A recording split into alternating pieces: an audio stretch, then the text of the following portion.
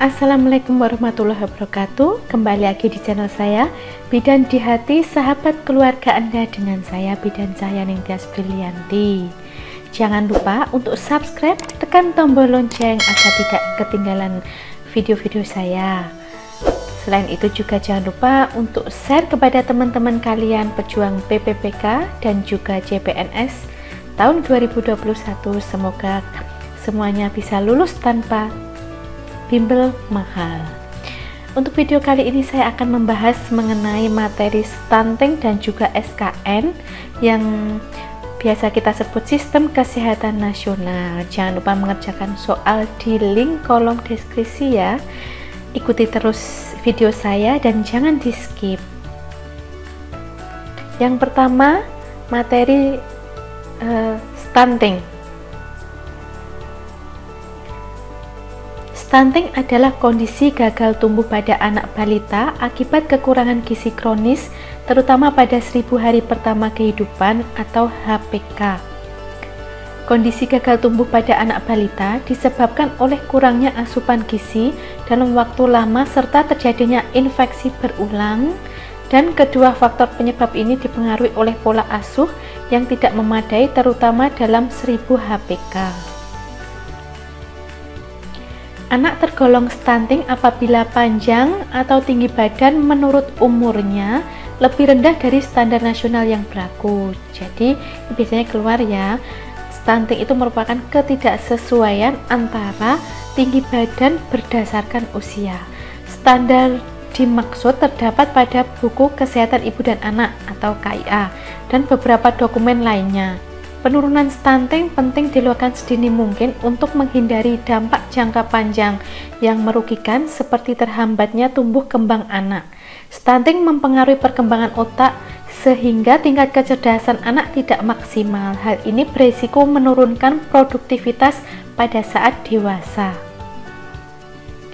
Stunting juga menjadikan anak lebih rentan terhadap penyakit. Anak stunting berisiko lebih tinggi menderita penyakit kronis di masa dewasanya.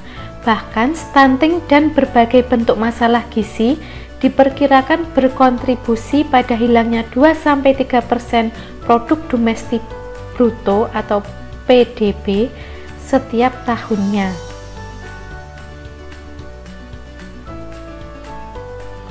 Dampak stunting. Permasalahan stunting pada usia dini, terutama pada periode 1000 HPK, akan berdampak pada kualitas SDM atau sumber daya manusia. Stunting menyebabkan organ tubuh tidak tumbuh dan berkembang secara optimal. Balita stunting berkontribusi terhadap 1,5 juta 15% kematian anak balita di dunia dan menyebabkan 55 juta disability age life years (DALYs), yaitu hilangnya masa hidup setiap tahun. Yaitu hilangnya masa hidup sehat setiap tahun. Dampak stunting ini ada dua, dampak jangka pendek dan juga dampak jangka panjang. Untuk dampak jangka pendek menyebabkan gagal tumbuh, hambatan perkembangan kognitif dan motorik, dan tidak optimalnya ukuran fisik tubuh serta gangguan metabolisme. Sedangkan dampak jangka panjang menyebabkan menurunnya kapasitas intelektual, gangguan struktur dan fungsi saraf dan sel-sel otak yang bersifat permanen, dan menyebabkan penurunan kemampuan menyerap pelajaran di usia sekolah yang akan berpengaruh pada produktivitasnya saat dewasa.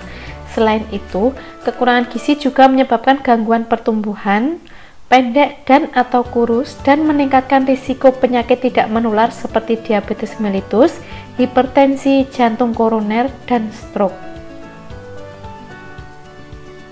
3 komponen utama penanggulangan stunting. Yang pertama pola asuh, 2 pola makan, dan yang ketiga air bersih sanitasi. Untuk mengatasi masalah stunting, pemerintah telah membuat strategi nasional pencegahan stunting dengan sasaran. Yang pertama sasaran prioritas dan satunya lagi sasaran penting. Untuk sasaran prioritas itu ibu hamil dan anak berusia 0-23 bulan atau rumah tangga 1000 HPK. Sedangkan untuk sasaran penting itu terdiri dari ibu hamil, ibu menyusui, dan anak 0-23 bulan Terdapat kategori sasaran penting yaitu anak usia 24-59 bulan, wanita usia subur wus, dan remaja putri. Terdapat 3 kelompok intervensi gizi spesifik. Yang pertama, intervensi prioritas, yaitu intervensi yang diidentifikasi memiliki dampak paling besar pada pencegahan stunting dan ditujukan untuk menjangkau semua sasaran prioritas. 2. Intervensi pendukung, yaitu intervensi yang berdampak pada masalah gizi dan kesehatan lain yang terkait stunting dan diprioritaskan setelah intervensi prioritas dilakukan. 3. Intervensi prioritas sesuai kondisi tertentu, yaitu intervensi yang diperlukan sesuai dengan kondisi tertentu, termasuk untuk kondisi darurat bencana, program gizi darurat. Tabel intervensi spesifik. Jadi tabel intervensi spesifik ini ada intervensi prioritas, intervensi pendukung, dan intervensi prioritas sesuai kondisi tertentu. Untuk kelompok sasaran 1000 HPK, yaitu kelompok sasaran ibu hamil, intervensi prioritasnya pemberian makanan tambahan bagi ibu hamil dari kelompok miskin atau kurang energi kronik atau KEK, dan yang kedua, suplementasi tablet tambah darah. Sedangkan intervensi pendukungnya untuk ibu hamil yaitu suplementasi kalsium dan juga pemeriksaan kehamilan. Untuk intervensi prioritas sesuai kondisi tertentu ibu hamil itu yang pertama perlindungan dari malaria, yang kedua pencegahan HIV. Selanjutnya untuk kelompok sasaran ibu menyusui dan anak 0-23 bulan, intervensi prioritasnya yang pertama promosi konseling menyusui, kedua promosi dan konseling pemberian makan bayi dan anak, 3 tata laksana gizi buruk, 4 pemberian makanan tambahan pemulihan bagi anak kurus, 5 pemantauan dan promosi pertumbuhan. Sedangkan untuk intervensi pendukungnya, yang pertama suplementasi kapsul vitamin A, yang kedua suplementasi taburia, yang ketiga imunisasi, yang keempat suplementasi zinc untuk pengobatan diare, dan yang kelima manajemen terpadu balita sakit. Sedangkan intervensi prioritas sesuai kondisi tertentu dari ibu menyusui dan anak 0-23 bulan yaitu pencegahan kecacingan. Untuk kelompok sasaran usia lainnya, itu yang pertama remaja putri dan wanita usia subur. Itu intervensi prioritasnya suplementasi tablet tambah darah. Ini biasanya diberikan 1 minggu sekali ya minumnya. Dan untuk intervensi pendukung dan intervensi prioritas sesuai kondisi tertentunya tidak ada. Dan selanjutnya untuk kelompok sasaran anak usia 24-59 bulan, itu intervensi prioritasnya yang pertama tata laksana gizi buruk, yang kedua pemberian makanan tambahan pemulihan bagi anak kurus, yang ketiga pemantauan dan promosi pertumbuhan. Sedangkan intervensi pendukungnya yang pertama suplementasi kapsul vitamin A, yang kedua suplementasi taburia, yang ketiga suplementasi zinc untuk pengobatan diare, yang keempat manajemen terpadu balita sakit atau MTBS. Sedangkan untuk intervensi prioritas sesuai kondisi tertentu pada anak usia 24-59 bulan yaitu pencegahan kecacingan. Intervensi gizi sensitif mencakup A. Peningkatan penyediaan air bersih dan sasaran sanitasi, B. Peningkatan akses dan kualitas pelayanan gizi dan kesehatan, C. Peningkatan kesadaran, komitmen dan praktik pengasuhan gizi ibu dan anak, serta D. Peningkatan akses pangan bergizi. Intervensi gizi sensitif umumnya dilaksanakan di luar Kementerian Kesehatan. Sasaran intervensi gizi sensitif adalah keluarga dan masyarakat dan dilakukan melalui berbagai program dan kegiatan sebagaimana tercantum di dalam tabel di bawah ini. Jenis intervensi yang pertama, peningkatan penyediaan air minum dan sanitasi. Program atau kegiatan intervensinya, akses air minum yang aman, 2. Akses sanitasi yang layak. Yang kedua, jenis intervensi peningkatan kualitas akses dan kualitas pelayanan gizi dan kesehatan. Untuk program atau kegiatan intervensinya, yang pertama akses pelayanan keluarga berencana atau KB, 2. Akses jaminan kesehatan JKN, dan 3. Akses bantuan tunai untuk keluarga miskin atau PKH. Untuk jenis intervensi yang ketiga, peningkatan kesadaran, komitmen, dan praktek pengasuhan dan gizi ibu dan anak. Untuk program atau kegiatan intervensinya, yang pertama penyebarluasan informasi melalui berbagai media, 2. Penyediaan konseling perubahan perilaku antar pribadi, 3. Penyediaan konseling pengasuhan untuk orang tua, 4. Penyediaan akses ke PAUD, promosi stimulasi anak usia dini dan pemantauan tumbuh kembang anak, 5. Penyediaan konseling kesehatan dan reproduksi untuk remaja, dan 6. Pemberdayaan perempuan dan perlindungan anak. Sedangkan untuk jenis intervensi selanjutnya, peningkatan akses pangan bergizi. Program atau kegiatan intervensinya yang pertama, akses bantuan pangan non-tunai BPNT untuk keluarga kurang mampu. 2. Akses fortifikasi bahan pangan utama, garam, tepung terigu, minyak goreng. 3. Akses kegiatan kawasan rumah pangan lestari KPRL. 4. Penguatan regulasi mengenai label dan iklan pangan. 1000 hari pertama kehidupan. Penanganan stunting yang paling tepat adalah pada 1000 hari pertama kehidupan, yaitu sejak hamil, konsepsi, sampai usia 2 tahun. Fondasi utama kehidupan manusia di masa depan dapat dipengaruhi oleh pengasuhan pada 1000 hari pertama kehidupan yang dimulai sejak awal konsepsi atau selama 270 hari masa kehamilan serta 730 hari setelah lahir hingga anak berusia 2 tahun. Periode ini disebut juga sebagai golden period, periode emas. Pada periode tersebut terjadi perkembangan otak, pertumbuhan badan, perkembangan sistem metabolisme tubuh, dan pembentukan sistem kekebalan tubuh yang begitu cepat.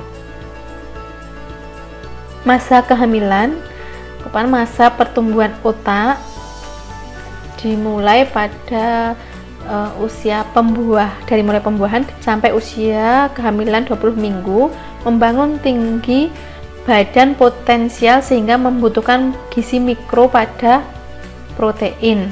Sedangkan usia 20 minggu sampai lain membangun berat badan potensial sehingga membutuhkan kalori.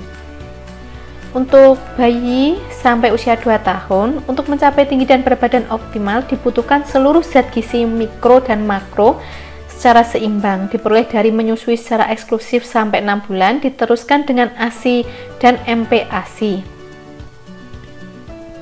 Program isi piringku. Menurut sejarahnya, slogan 4 sehat 5 sempurna yang sudah ada sejak tahun 1950-an yang dirasa tidak relevan lagi dengan kondisi negara kita saat ini karena sudah banyak pergeseran terhadap kebiasaan atau pola makan dari masyarakat itu, sehingga pada tahun 1995 sesuai dalam kebijakan Repelita 5 tahun 1995, program 4 sehat 5 sempurna diganti menjadi pedoman gizi seimbang sebagai bagian dari program perbaikan gizi di Indonesia.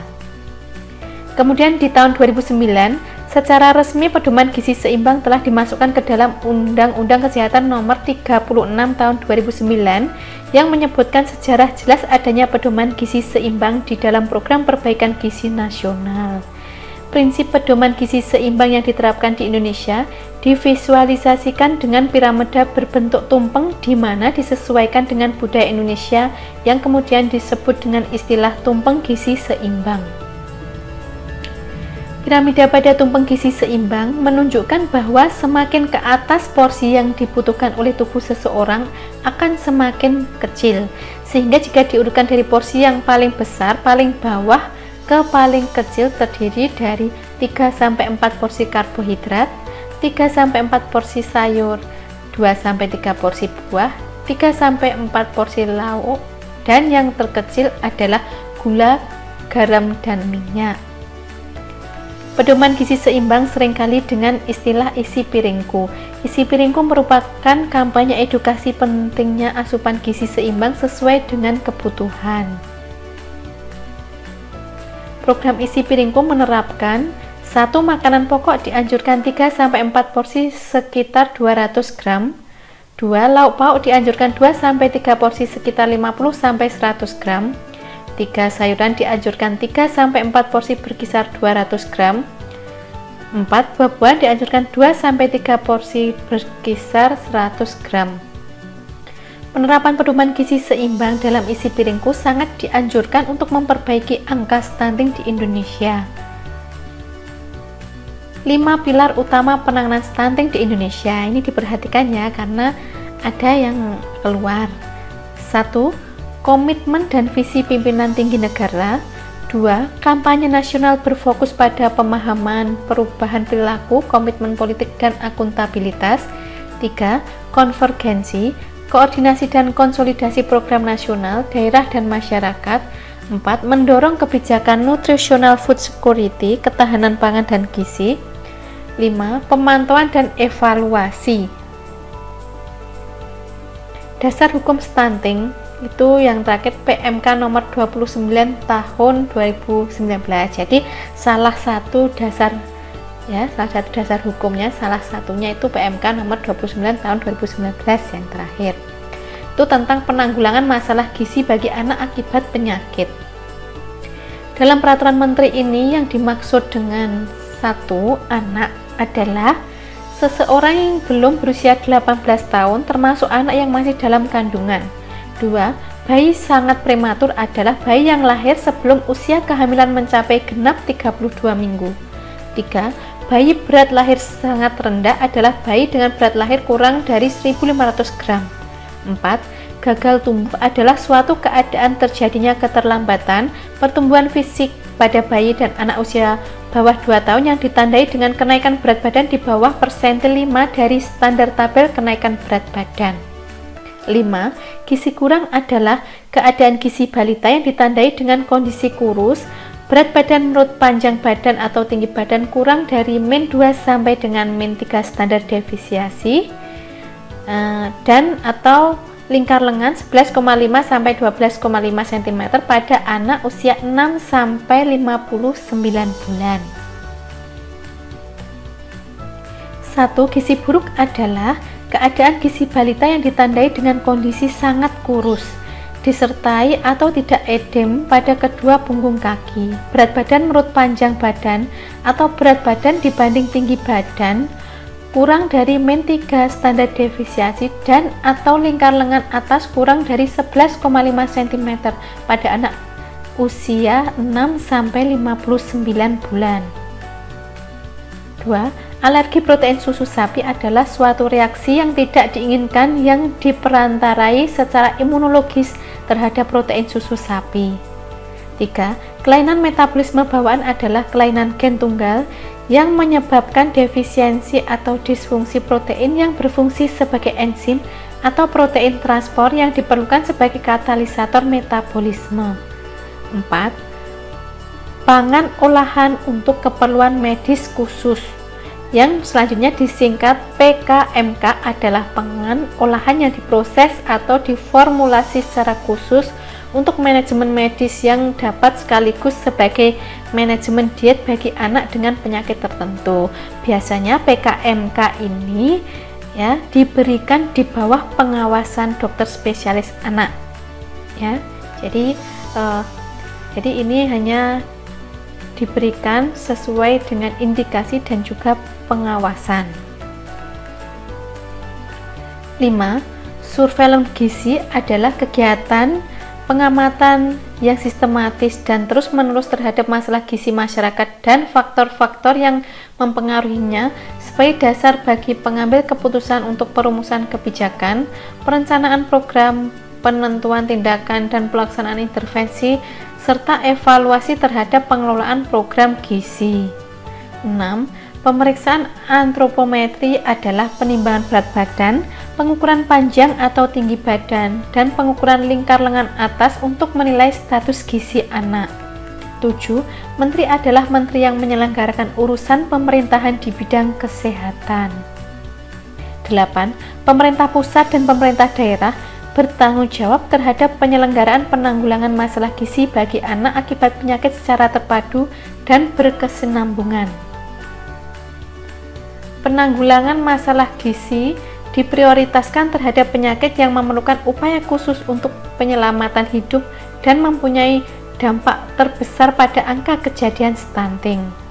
Penyakit sebagaimana dimaksud meliputi A. Beresiko gagal tumbuh, B. Gizi kurang atau gizi buruk, C. Bayi sangat prematur. D. Bayi berat lahir sangat rendah. E. Alergi protein susu sapi. Dan F. Kelainan metabolisme bawaan. Dan untuk tata laksananya, pemberian PKMK sebagai berikut. 1. PKMK untuk gagal tumbuh, gizi kurang dan gizi buruk berupa oral nutrition supplement dengan kandungan energi sebesar lebih besar dari 0,9 kilokalori per mili. 2. PKMK untuk bayi sangat prematur dan bayi berat lahir sangat rendah berupa yang pertama, formula prematur dengan ketentuan kandungan energi minimal 24 kilokalori per 30 mili dan atau pelengkap gizi air susu ibu human milk fortifier. 3. PKMK untuk alergi protein susu sapi berupa formula berbasis susu sapi dengan protein terhidrosilat ekstensif atau asam amino bebas. 4. PKMK untuk kelainan metabolisme bawaan berupa formula dengan komposisi makronutrien dan mikronutrien yang sesuai dengan kelainan metabolisme bawaan yang diderita. Penyelenggaraan penanggulangan masalah gizi bagi anak akibat penyakit dilakukan melalui A. Surveillance gizi dan B. Penemuan dan penanganan kasus. Dalam hal penemuan dan penanganan kasus, bagaimana dimaksud memerlukan upaya khusus dilakukan pemberian PKMK tadi.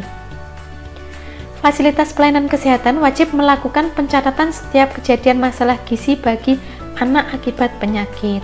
Pencatatan tersebut wajib dilaporkan kepada Menteri melalui Dinas Kesehatan Daerah Kabupaten atau Kota dan Dinas Kesehatan Daerah Provinsi secara berjenjang dengan tembusan Kepala Direktorat Jenderal Kesehatan Masyarakat yang dilakukan secara berkala setiap 1 bulan sekali. Jadi untuk pelaporannya itu setiap 1 bulan sekali. Materi selanjutnya yaitu SKN, Sistem Kesehatan Nasional. SKN Sistem Kesehatan Nasional itu merupakan Perpres nomor 72 tahun 2012 tentang Sistem Kesehatan Nasional. Ya, ini dihafal biasanya kalau dulu-dulu keluar ya. Untuk SKN ini sendiri merupakan Perpres nomor 72 tahun 2012. 1. Kesehatan adalah keadaan sehat baik secara fisik, mental, spiritual maupun sosial yang memungkinkan setiap orang untuk hidup produktif secara sosial dan ekonomis. 2.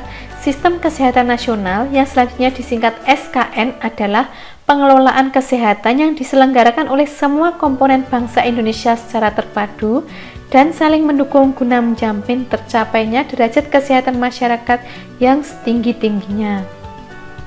3. Pemerintah pusat yang selanjutnya disebut pemerintah adalah Presiden Republik Indonesia yang memegang kekuasaan pemerintah negara Republik Indonesia sebagaimana dimaksud dalam Undang-Undang Dasar Negara Republik Indonesia tahun 1945. 4. Menteri adalah menteri yang menyelenggarakan urusan pemerintahan di bidang kesehatan. 5. Pemerintah daerah adalah gubernur, bupati atau wali kota dan perangkat daerah sebagai unsur penyelenggara pemerintah daerah. Pengelolaan kesehatan diselenggarakan melalui A. Pengelolaan administrasi kesehatan, B. Informasi kesehatan, C. Sumber daya kesehatan, D. Upaya kesehatan, E. Pembiayaan kesehatan, F. Peran serta dan pemberdayaan masyarakat, G. Ilmu pengetahuan dan teknologi di bidang kesehatan, H. Serta pengaturan hukum kesehatan secara terpadu dan saling mendukung guna menjamin tercapainya derajat kesehatan yang setinggi-tingginya. Pengelolaan kesehatan dilakukan secara berjenjang di pusat dan daerah dengan memperhatikan otonomi daerah dan otonomi fungsional di bidang kesehatan. Pengelolaan kesehatan dilaksanakan melalui SKN. Otonomi daerah dilakukan berdasarkan kerangka Negara Kesatuan Republik Indonesia atau NKRI, sedangkan otonomi fungsional dilakukan berdasarkan kemampuan dan ketersediaan sumber daya di bidang kesehatan. subsistem SKN ini biasanya juga sering keluar ya. Yang pertama, upaya kesehatan, 2. Penelitian dan pengembangan kesehatan, 3. Pembiayaan kesehatan, 4. Sumber daya manusia kesehatan, 5. Sediaan farmasi, alat kesehatan dan makanan, 6. Manajemen informasi dan regulasi kesehatan, dan 7. Pemberdayaan masyarakat. SKN dilaksanakan oleh pemerintah daerah, dan atau masyarakat. SKN dilaksanakan secara berkelanjutan, sistematis, terarah, terpadu, menyeluruh, dan tanggap terhadap perubahan dengan menjaga kemajuan, kesatuan, dan ketahanan nasional. Pelaksanaan SKN ditekankan pada peningkatan perilaku dan kemandirian masyarakat, profesionalisme sumber daya manusia kesehatan, serta upaya promotif dan preventif tanpa mengesampingkan upaya kuratif dan rehabilitatif. Pelaksanaan SKN harus memperhatikan A. Cakupan pelayanan kesehatan berkualitas adil dan merata, B. Pemberian pelayanan kesehatan yang berpihak pada rakyat, C. Kebijakan kesehatan masyarakat untuk meningkatkan dan melindungi kesehatan masyarakat, D. Kepemimpinan dan profesionalisme dalam pembangunan kesehatan, E. Inovasi atau terobosan ilmu pengetahuan dan teknologi yang etis dan terbukti bermanfaat dalam penyelenggaraan pembangunan kesehatan secara luas, termasuk penguatan sistem rujukan. F. Pendekatan secara global dengan mempertimbangkan kebijakan kesehatan yang sistematif, berkelanjutan, tertib, dan responsif gender dan hak anak. G. Dinamika keluarga dan kependudukan. H. Keinginan masyarakat. I. Epidemiologi penyakit. J. Perubahan ekonomi dan lingkungan. Dan yang terakhir K. Globalisasi, demokratisasi dan desentralisasi dengan semangat persatuan dan kesatuan nasional, serta kemitraan dan kerjasama lintas sektor. Prinsip dasar pembangunan kesehatan terdiri dari 1. Perikemanusiaan, 2. Pemberdayaan dan kemandirian, 3. Adil dan merata, 4. Pengutamaan dan manfaat, 5. Menteri melakukan pembinaan dan pengawasan terhadap pelaksanaan SKN. Oke, itu tadi video saya. Ya, jangan di-skip untuk bisa menjawab soal-soal yang saya sajikan dalam bentuk Google Form di kolom deskripsi ya. Jangan lupa untuk subscribe, tekan tombol lonceng agar tidak ketinggalan video saya berikutnya. Saya ucapkan terima kasih. Wassalamualaikum warahmatullahi wabarakatuh.